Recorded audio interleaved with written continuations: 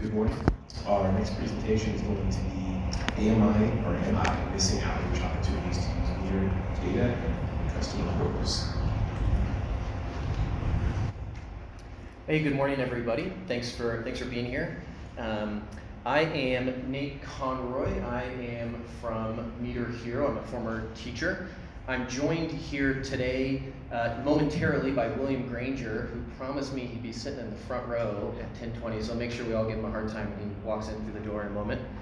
I'm also joined by Melissa Ruther. I should say William is from the city of Sacramento, our partner on this project.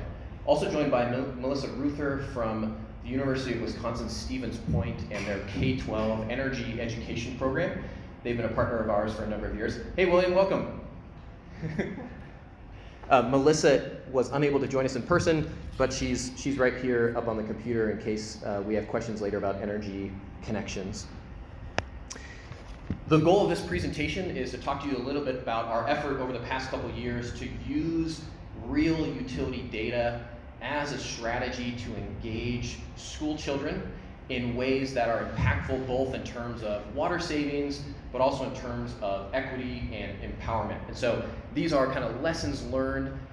In reality, I'd like this to be sort of my chance as an educator to convince you that you have a powerful force for good in your utility data, and the schools would be great partners to work with on that, and some tips on how we do that. I never asked how I flip to the next one. Did you give me the little... Right there. So this all started because we decided to follow teachers' lead. So I met with Rochelle, a high school science teacher in Milwaukee, and she told me, she said, my students are awesome at filling out worksheets, and I hate it. And this is a huge problem for science education, in that we're losing a lot of young people who see math and science as plug and chug worksheets with predetermined outcomes. And so Rochelle helped us understand that, gosh, if we could do something with utility data, that student's own personal data is inherently relevant to them. If we can figure out how to use that, that would help us to close this STEM gap, to get more students to see this stuff as meaningful in their life. And we were really skeptical. She actually said to us, she said, well, could we just, the bills come, but they're quarterly or they're monthly. It's not really that interesting of data for students. Could we just teach them how to read the meters themselves? Those are already there at their home or apartment building. Could we just have them read those? And we said, well, they're usually like way down in the basement or they're outside by the street. And she said, oh, like a scavenger hunt? And then we said, yeah, but sometimes there's dirt in there. The students are gonna have to kind of bend over. And she said, oh, yes, because my students do science on the couch on their iPad.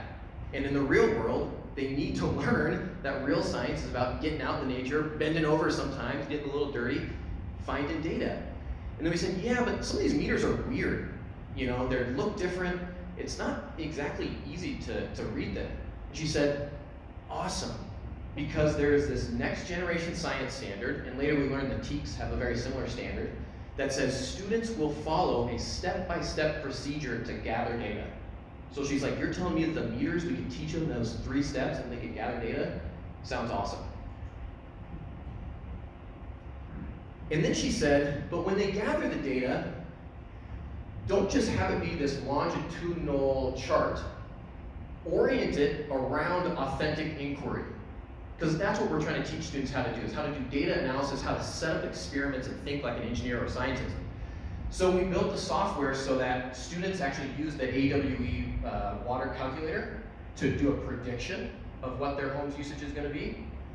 Then they do baseline data collection. What is it actually like? And it turns out, right, that your actual usage is oftentimes very different from what you think it is and what you predict it is.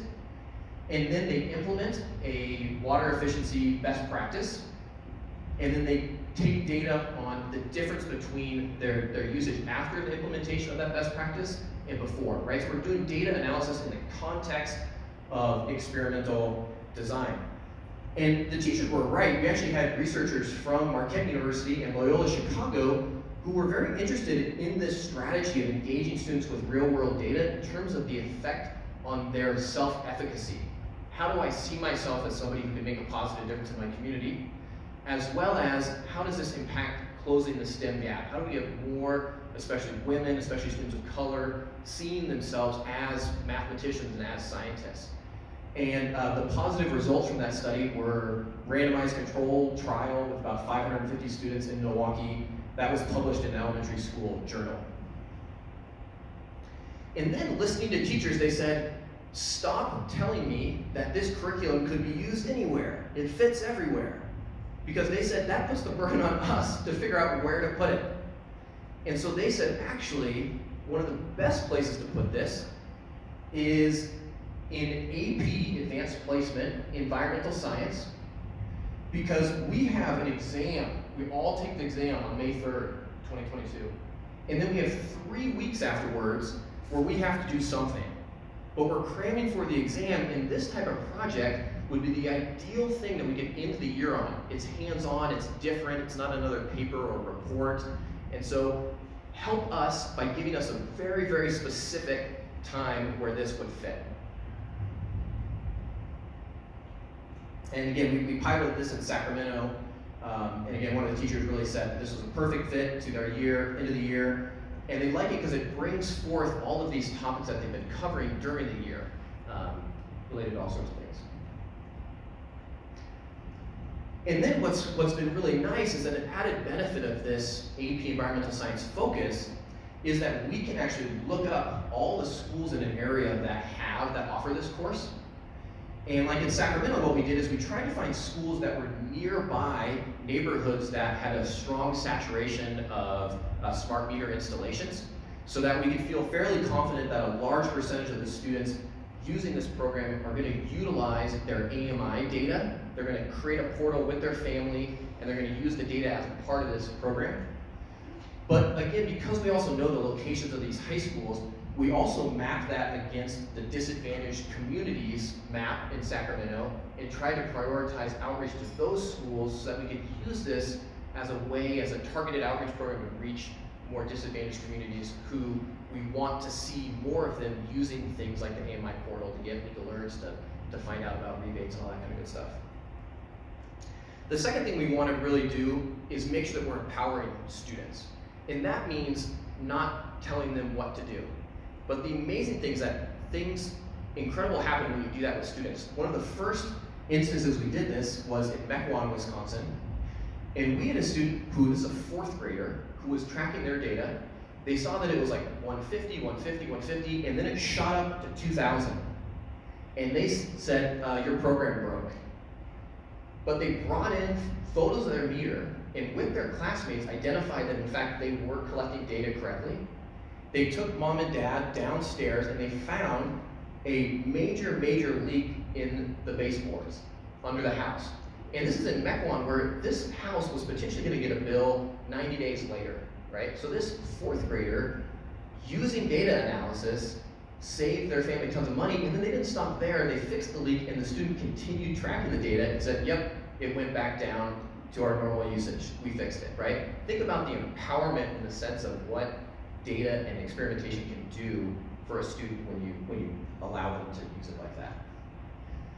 Another thing that's really important is teachers want us to make sure that we're giving students a chance to communicate their learning.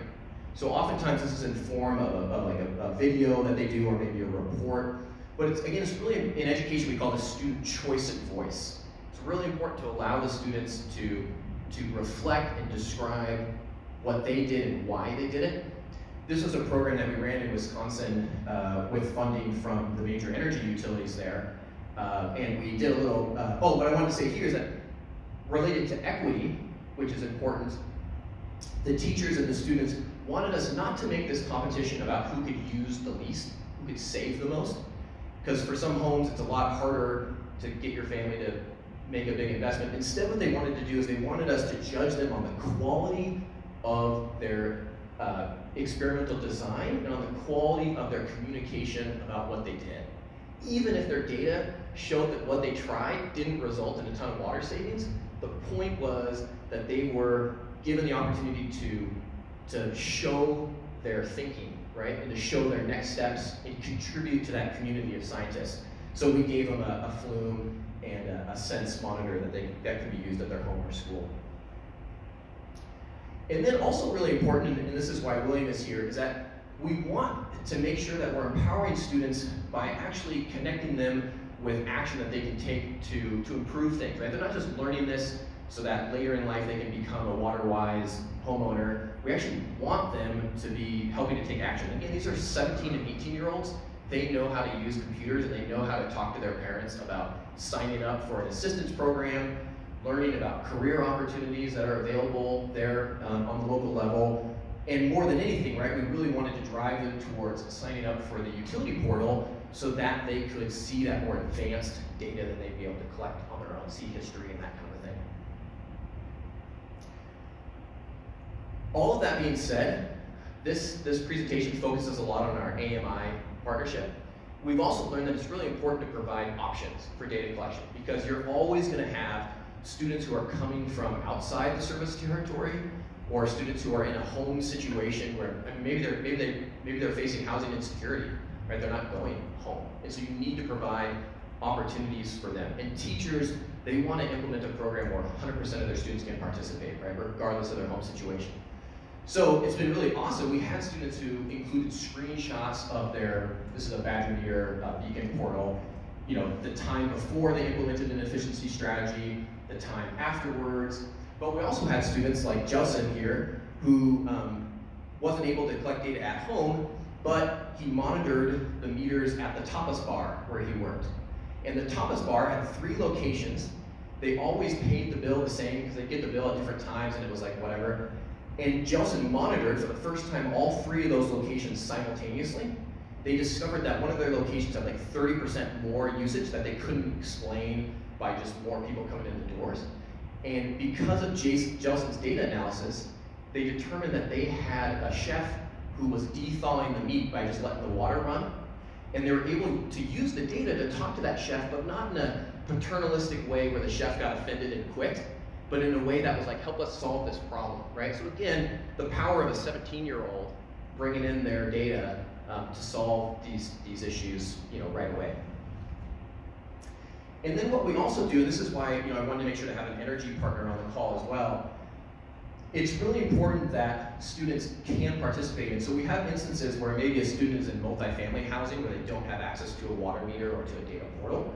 So we've expanded our program such that they can also track their natural gas or their electricity meter, because those are often sub-metered, or at least the natural gas meter. It might be for the whole building, but it's outside, so they can access that.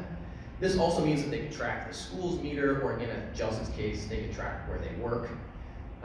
But that being said, we've also had some really neat things where even if the students, another thing that's worked really well is we brought in the teachers. So the teachers, as you might imagine, it's like when you run into your teacher at the grocery store and they're like a real person. The students get really tickled to monitor their teacher's water use.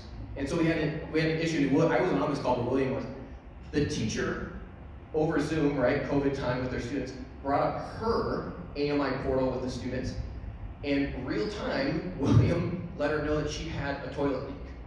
And she said that she was getting like very low participation from students kind of during the COVID year. But she said, oh my gosh, the chat was lit up with people letting me know, hey, Senna, Mrs. Vasquez, she's got a leaky toilet, right? But then they fixed her. And she said after that, I said, hey everybody, this is a service that you should all check out with your families. Teachers are deeply trusted in the community, especially in minority communities, right? So to have a teacher who's endorsing the AMI portal as something helpful and something related to their education is so powerful when it comes to getting families to think that this might be something good for them. And then interestingly, we had a teacher also in Sacramento who was outside of the service area, and we sent her a flume. And she hooked up the flume, and this is all true, and was in class the next day with her students, and she got a push alert about a leak at her house in her class. And so they pulled up her flume data and again talked about how we've just spent all year learning in environmental science class about the importance of small actions, what we can all do. And oh my gosh, here's an example of me, the teacher. I gotta go fix my toilet, which is open and it's using 3.7 gallons per minute. So powerful stuff when you can engage the teacher as well. And with that, that's our story. We're excited, to see how we can build on this, and would love your feedback, your discussion. Again, William is here in case there's any questions kind of directed towards the utility partner side. Also, Melissa is standing by in case there's any questions related to kind of the energy side of this partnership as well. So thank you very much.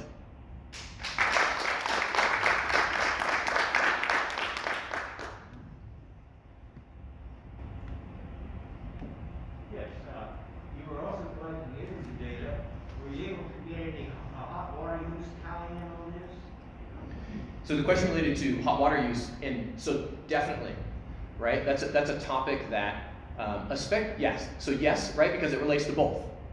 And so students are really, what we do is we teach students about different efficiency strategies, best practices, and we highlight the fact that ones that relate to hot water could have a multiple benefit. And so the teachers like this because we actually have a lot of students who monitor their water and their energy at the same time. So they're looking for, kind of dual benefit in their data. So definitely hot water is something that we try to emphasize. My other question is what was the granularity of your data? How was the AMI system giving you data? How granular is your AMI, Bill? So our system is every 3 hours, so there's a 3 hour lag. So it's pretty fast relative to AMI systems in general. Not as fast as one, but pretty fast. There's I think a question came up next to me there. I may have missed this at the beginning. I have two questions. One, is this at the high school level? And two, you said that you wanted the students to read the meter, then they got access to the AMI portal. So did they have to physically read the meter, or could they just go on the portal and look at their water? Good question. So the first part was about the level, and the second part about do they have to use the portal. We actually started this program, as I mentioned, with fourth graders, and we've done it at middle school. We really like, over the years, and actually I meant to thank Marin Municipal, Tarrant Regional Water District, Portland Water Bureau, a lot of partners have helped us kind of refine this over the years. We just like that high school level because there's that specific niche fit. We like working with middle school as well. It just seems to be that the high school teachers go, oh my gosh, this doesn't add something to my plate. This is something that I need to do because we were gonna watch a video at the end of the year. This is so much better. The issue with, if they have access to an AMI portal, we link right to it on their dashboards. We encourage them to use that. But again, we know that 100% of the students are not gonna have access to that. And so we always have available the idea to do a manual read. It's been interesting, again, like listening to teachers, even if they have 100% of their students who could do AMI, they still like them to go find the meters just to make that connection of like, oh, there's a pipe out in the street that's like bringing water. And it's amazing, the students are like, so wait a minute, so all the water I use, like this thing turns and it like counts my, it's like, oh, it doesn't just come from below the sink, right? So, yeah. Very, very interesting work. It's really exciting, kind of working with the schools and everything. You said you kind of refined it over the years. Are you still doing like tailored programs at different ages, or are you kind of sticking with, high school and, how does that work? Yeah, so currently we have like kind of 3 versions. We have a version that's specifically aligned to the next generation science standards. That's not every state, that's a number of states. We started working in Texas and they said it cannot mention the next generation science standards anywhere. For a long time we actually didn't work in Texas because we thought, gosh, the TEKs are different. Turns out that like the language is almost identical. It's just, you just can't say next gen standards. So we have a TEKs specific version, mostly at the middle school level. And then we have this version specifically for the AP Environmental Science, which is a national thing. I'll tell you that they're all very, very similar, right? Because at its heart, like doing real world data analysis, that's sort of a part of a scientific experiment, is a universally sought after thing. So they're all very similar, just small tweaks. What states have you started this program in or have adopted it, I guess? I've heard a couple different ones. I just wanted maybe a total or... I think So pretty early on, we got a little contract with a group called Project Lead the Way, which you may have heard of. They're an engineering curriculum. They also have an environmental science. So that has put us in over half of the states in the U.S. Specifically, though, we started this in Milwaukee, Wisconsin, so I have a big presence in Wisconsin, and then, as you might imagine, California, more and more in Texas. I live in Oregon, so Oregon. Anyway, so some more concentrated states, but generally, it tends to be more arid areas. Although it's interesting because we do the energy piece, there's interest in, again, some of the Midwestern states or areas where you might not think of like water scarcity, but there's an energy component that they have. Good question. This is awesome. How are you funded? We are funded through our partnerships with the water utilities and with the energy utilities. We do sometimes we sometimes have school districts that go, hey, like, we'll just buy it, we'll just do it. We got our start, again, I'm just a teacher, so I've won awards and pitched myself into some ed tech accelerator in New Orleans, and that's like how we got our starting funding. But then after that, it's just been all trying to work out contracts and find the right pricing. AWE has been huge because people have said, gosh, here's how we gotta set up the pricing, or here's how we gotta change this so that it says that. So I really appreciate it. I don't come from the utility world, so it's been wonderful to sort of like tailor things to how partners would want it tailored. I'm just curious, like, what you do with the data if it kind of lives with the teacher and students, because I see benefits from, improving mindset, behavioral, cultural change, and then also the AMI adoption, because I think there's been other discussions about resistance to, signing on to the customer portal being a challenge. And so having the students come prepared about, hey, we should do this. I guess some of the benefits and how the data is shared. What we're really excited about is that this is a 3 to 4 week unit. So students aren't even just signing on. They're not just like signing up for the portal. They are daily going to it and engaging in it. And we have great stories of parents being engaged and all that kind of good stuff. So we do not directly link with the AMI data. So there's no like API connection or whatever. The student data, because of laws around student privacy, we don't collect student name or anything like that. There's no, we're not interested in that. We don't even store the data, for a long term. We don't use it to do anything. We do generate reports, and we just delivered a report to William about, some of the engagement statistics we see. Again, trying to prove that, like, this is being used. Here's some of the interesting things. Here's some of the efficiency best practices that students chose can be really interesting. Melissa maybe can talk to this, or maybe we get to it, but we did a pilot there where they gave out kits, efficiency kits, and the students reported on which ones they did. And very, very low numbers said we used the insulated pipe wrap. And we presented that back to them, and they said, you know what, we've been thinking that insulated pipe wrap doesn't get used very much. And these students in New Berlin, Wisconsin, helped convince us that maybe we won't do insulated pipe wrap again, because nobody seems to want to go down to their basement and wrap their pipes. So it's kind of, so students can also can provide this two-way feedback, which I think can be helpful for planning future programming. Well, thank you so much. Thanks, Melissa. Thanks so much, Nate. All right. Awesome job. Was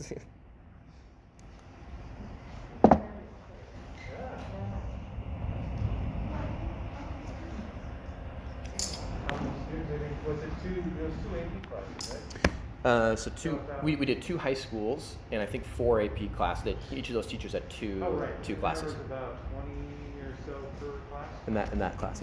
Yeah, and it was with COVID, I think there was one class had a few in person and one was all virtual.